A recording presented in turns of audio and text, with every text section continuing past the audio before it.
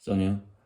오늘은 한 12시 반쯤에 일어나서 지금까지 몇 시간 동안 이제 계획 세우고 직원들을 누구를 더 뽑아야 되고 직원들은 언제 휴무를 해야 되고 그 특성에 따라서 그다음에 이제 저를 보조를 해야 되기 때문에 누구는 뭐 몇 시부터 몇 시까지 근무하고 어떤 사람은 일요일, 월요일 쉬고 어떤 사람은 화요일, 수요일 쉬고 어떤 사람은 주말에 쉬고 이거를 전부 다 짜야 되는 거예요. 그래서 다 짰고요. 그래서 지금 이제 마지막으로 정해지지 않은 직원이 도예 전공자네요. 도예 전공자만 한 명 들어오면은 거의 짜여지는 거고.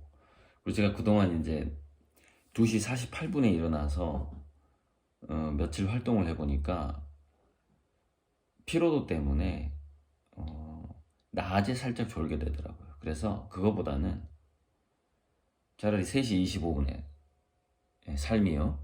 6이요, 9이요.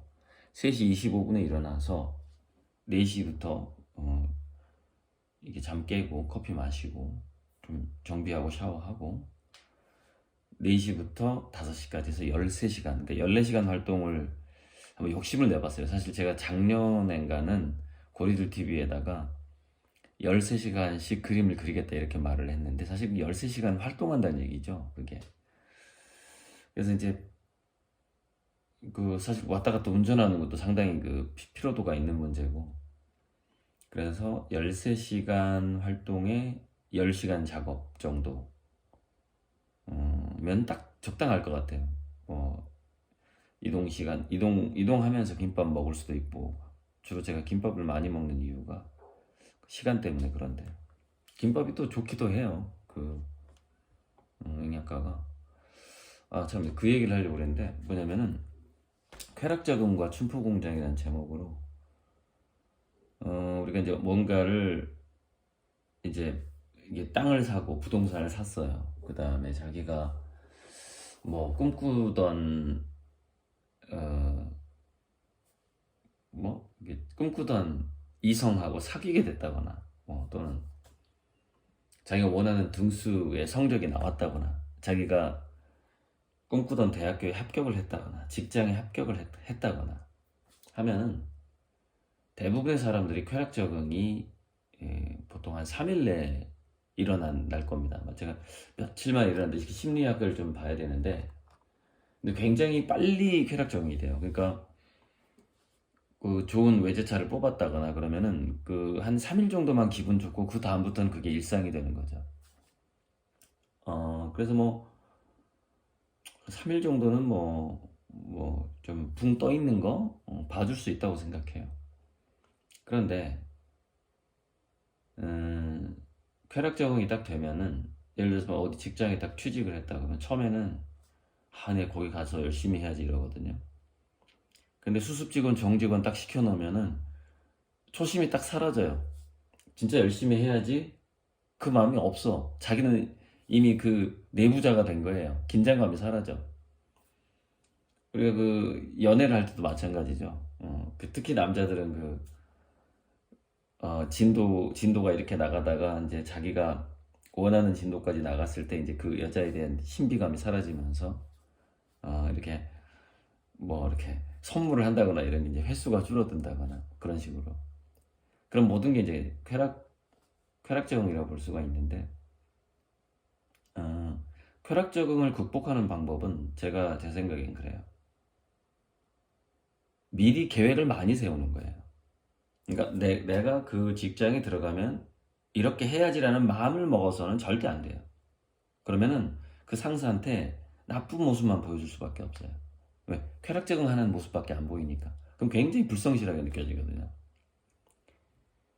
그럼 이런 거예요. 미리 왜 계획을 잘 짜야 되냐. 그러니까 저는 사실 춘포 공장을 거의 한 10개월 전부터 계약 사고 싶었고, 그리고 몇 달 만에 계약을 했고, 거의 10개월간 얼마나 많은 상상을 했겠어요. 1층에다 뭐 만들까, 2층에다 뭐 만들까, 닥트 시설을 어떻게 할까? 고소 작업 때는 어디에 배치할까? 어디를 목공소로 하고 어디를 그림을 할까? 빈터에다가 어디다가 그 환경조각 작업장을 만들까? 돈이 얼마 들까? 그래서 이번에 춘포공장의 그 경비로 뽑은 분이 음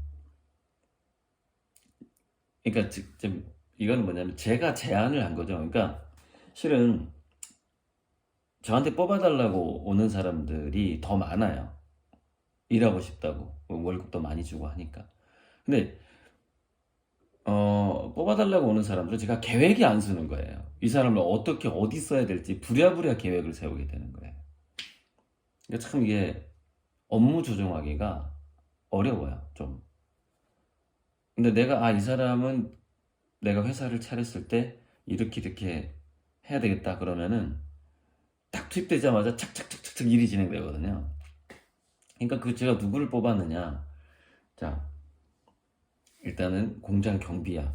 그러면은 첫째, 전투력이 있어야 돼요. 즉 주먹이 세야 돼요. 왜냐면 뭐 점도도 한 2명 정도 때려 눕힐 수 있어야 되거든요. 법보다 주먹이 가까운 거니까. 그래서 이분이 전직 조폭인데 전직 조폭의 오른팔인데 스토리가 너무 재밌어요. 이게 저랑 이제 우연히 만난 분인데 이정재의 수화 중에 뭐 청량리 누구가 있었는데 그 이제 이정재가 이제 한물 가고 야인 시대가 끝나고 그 다음 이제 서울을 주름 잡던 조폭 두목의 이제 오른팔이었는데 굉장히 미남이고 잘생기고 키도 크고 원래 이제 그 조폭들이 자기는 키가 작아도 자기 오른팔이나 왼팔은 되게 키가 크고 잘생긴 사람들 데리고 다니거든요. 운전기사도 그렇고 보통 이 영화 한번 딱 보세요. 그러면은 조폭 두목은 이렇게 그렇죠. 그렇게 아주 잘생긴 조폭 두목이 아주 잘생기게 나오는 경우도 있죠. 근데 현실적으로는 좀 안 그런 경우가 더 많죠.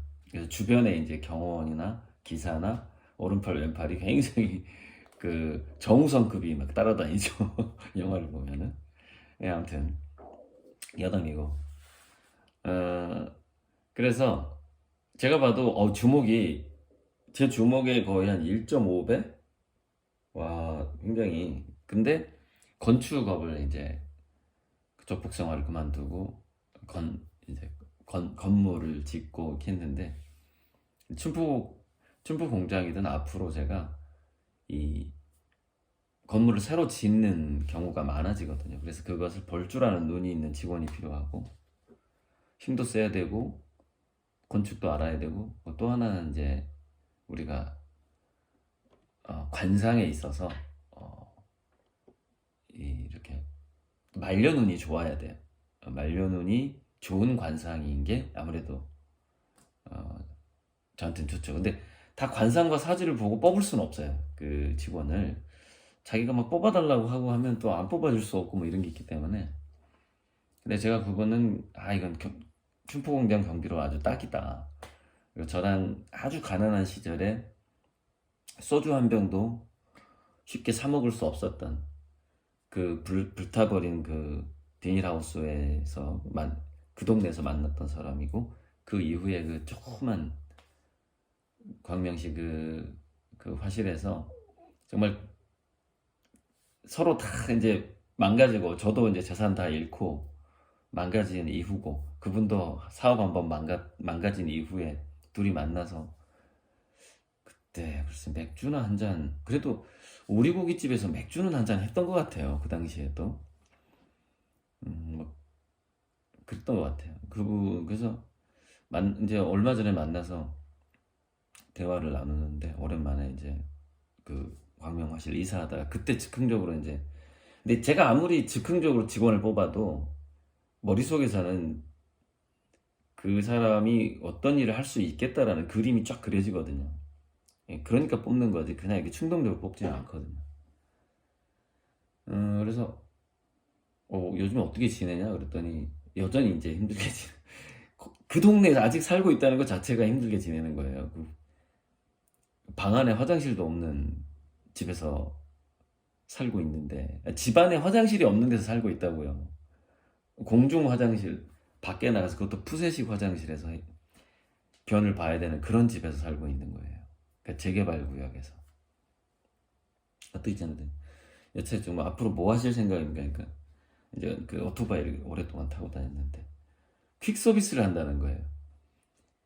얼마나 위험한데, 그리고 연세도 지금 상당한데, 그 야인 시대 때 활동했던 분인데, 아휴, 안 돼. 난 사실 그 말 딱 들었을 때, 오토바이 사고로 병원에 실려가겠구나. 막 그런 생각이 싹 스쳐 지나가는 거예요. 그래서, 야, 이분은 진짜 내가 취직시켜주지 않으면 이거 길, 퀵 서비스 하다가 잘못하면 돌아가시겠구나. 그런 생각이 들어버리는 거예요. 그래서 뭐 해야 되겠다. 그래서 이제 좀 이렇게 몇 가지 빚을 좀 이렇게 좀 정리를 해드리고 이렇게 해서 이제 지금 와서 일을 하고 계신데, 이제 아무튼 뭐 수습으로 일을 하고 계시죠. 아무튼 이 쾌락 적응이라는 거, 이건 자 예를 들어서 이런 거예요. 이제 제가 어 이제 서울대 합격한 이제 동료들이 있잖아요. 서울대 기분 되게 좋겠죠. 그런데 미술대학에서도 제가 관찰해보고 또 타 대학 지금 다 잘 돼 있는 그 서울대 선후배들 보면 특성이 있어요. 합격하자마자 셀레브레이션이 짧아요. 왜 그러면 나 합격했어, 야 술 한잔 하자 막 이러면서 기분 좋은 이 축하 파티가 짧아. 왜냐면은 거기 들어가자마자 또는 거기 합격하자마자 하고 싶었던 일이 산처럼 쌓여 있는 거예요. 그래서 지금 보건복지부 쪽에서 잘 나가는 후배는 서울대 합격하자마자 동아리를 13개를 가입을 하는 거예요. 13개를. 13개의 동아리 활동하느라고 정신이 없어서 합격하자마자 1학년 때부터 자기가 나는 합격하면은 무슨 동아리 무슨 게 다 체험해봐야지, 이게 이미 계획이 다 서 있는 거예요.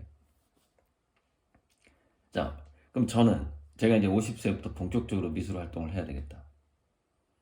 그럼 제 머릿속에서 제가 자금이 생겼을 때, 돈이 생겼을 때 내 화실은 몇 평 정도 돼야 되고, 나는 어떤 작업을 해야 되고,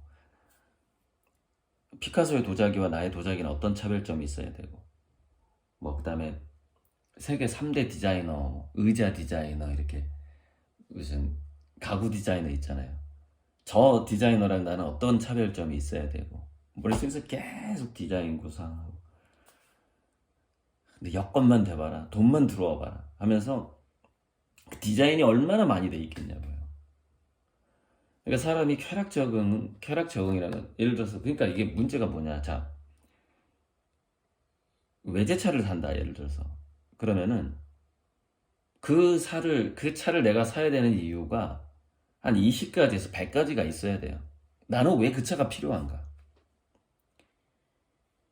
근데 그걸 내가 남들보다 비싼 차를 타고 싶어서, 그걸 보여주고 싶어서, 그게요 금방 쾌락적응을 해버립니다. 무슨 얘기냐면은 인생이 굉장히 공허해져요.